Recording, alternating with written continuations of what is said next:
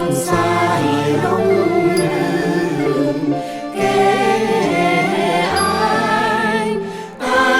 លើកដំកើងដំតជាចាន់ទុំឡើងជាជីចោ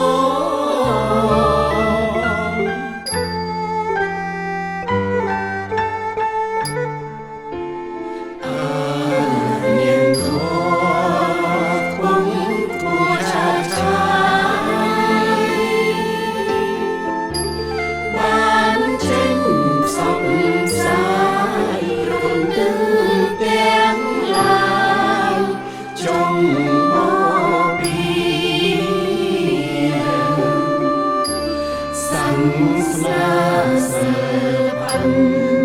ចំឡើងពីចិត្តគុំនឹងសិក្សា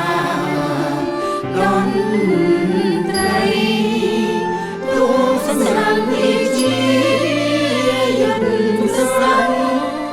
ជាគោលការណ៍ផ្នែកផ្សាយទៅ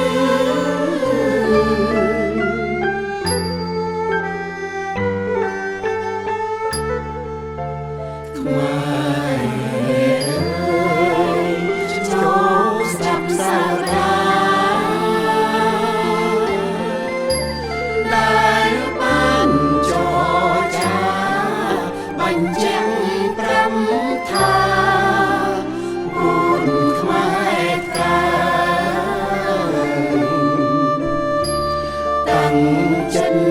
ឲ្យធំខិនខំប្រឹងប្រែង